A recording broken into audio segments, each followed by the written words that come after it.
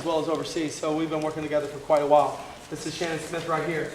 Right back here is Ryan. He works for Spirit Sports, and he helps me out and has worked and done speed camps in the last 4 years, 5 years. In the summer, we do a lot of camps and travel all over, not just with high schools, but with all-star groups, skills, choreography, things like that, and so he's been with me for a while. Right next to Ryan is Whitney. She cheers for Carolina. And hopefully next year she's coming to Louisville to try out, and hopefully she'll be a Louisville girl next year. Right next to Whitney is Pat. Pat was a coach at Carolina last year, and will be coaching for South Jersey Storm this upcoming year. Has cheered at Moorhead and was on Carolina All-Stars Open team this year. Down on the end, last but not least, I think sometimes he's crazier than I am when we start trying to put stuff together. Is Lance. He's from Elite Cheer, Michigan. Elite Cheer, Nebraska. He works and helps out with Elite Cheer, Michigan. That was a satellite that he helped to get going. He's helped my kids and sent me kids at the University of Louisville to cheer for me. And we'll get him down to Louisville here real soon. He's great at the gym. He comes up with all kinds of different new tools as far as overhead spotting rigs, using bungees attached to the ground, strength exercises, plyometrics, things like that. He has a new and different way every time I go and work with his kids up in Nebraska. He has different things and drills to help make his kids better and stronger. So, he's great with technique, and we've been doing this, like I said, since he was a cheerleader at Nebraska. I've been working with him for probably 18 years? About 18 years. We're going to go ahead and get started. The first things first, we only have an hour, so we're going to be kind of jumping around. This is not a class that we're going to jump into and do straight progression. The one thing that I do want to say is that what you're all looking for is, okay, how are we going to score better? When you're looking at the score sheet, and we're going to be hammering this home and talking to a lot of the USASF people, what we would like is a clear rubric to know exactly what we need to do when we get here. Instead of, oh, surprise, change it for day 2. I think this year, things are getting better every year, and every year they get better at what they do, which is an overwhelming task. But as we move forward, something I want you to start looking for when you read what is legal by your level. If that's level 1, 2, 3, 4, 5, whatever it is, and Lance and I talked about this years back. If I'm going to put together a stunt section, if there's a comma, I'm going to try to add it in. I'm going to try to put together a stunt section that includes whatever is in comma. If it says or, then that means or. That means you can do a double down, or you can do a creative dismount.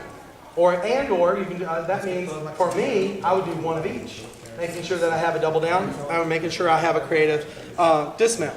But make sure that when you go in there, you don't put all of your money in one basket, meaning that you go in there and go, well, we did full-ups.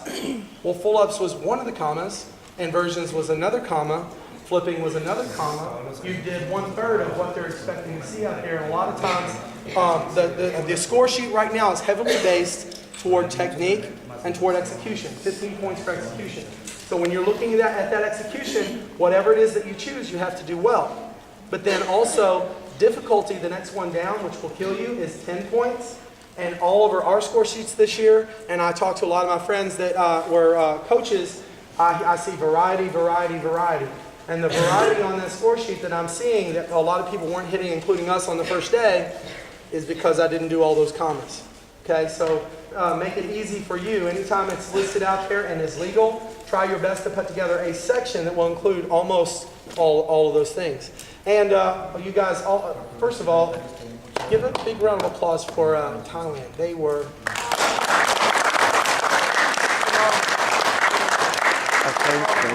And you guys, that's exactly what I'm talking about. You know, there are things on the score sheet that they are not the best jumpers squad jumpers. You know what I'm saying? They're not the best at some of those other things. But what they were good at, they hammered it home and overkill. So everything was a comma on that score sheet. They must have did 3 of them. And if I was scoring, I'd probably give them double scoring pyramids because they were amazing. And that's what you need to do. Find out what you're good at. Make sure you hammer that home. Everything else, make sure you at least cover the majority. And also, when you are putting together, and we'll start going through some of these things and start showing you some techniques and just playing around. If you have any questions, like I said, it's only an hour, so we're going to jump around. But as we go through, technique is the most important. So we might be trying the hardest thing in the world, but if it's ugly, it's not worth it. Okay? Visual. So everything in there.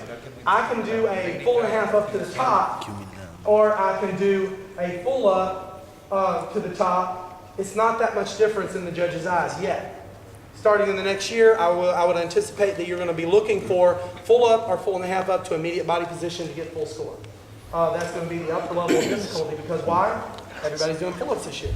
So if everybody's doing that, the next step up, you got to be ready for what's coming next. They're going to have to start learning to keep that body weight on one foot so they can start pulling that immediate body position. Your pyramids that right now, a lot of people 6/8 counts. In the past, I like 8/8 counts. When you're starting to cut together your sections, anticipate because of the trend that Thailand has already shown and the impact and the crowd response that you're getting out of that your pyramids are going to probably need to be a lot more next year. Now, because we went through everything. And we'll get started in just a second, but we've went through everything. We had the whole impact of dance. It's the newest thing, and everybody's we got to have the best dance. Then, oh my gosh, tumbling. Nobody can tumble like us. We're the best tumblers in the world. Well, everybody tumbles down. And then it was Courtney hammered it home last year with stunts. The easiest way you're going to pick up points next year is going to be to make sure that you have very good, creative, long, crowd-appealing pyramid sections. So just keep that in mind.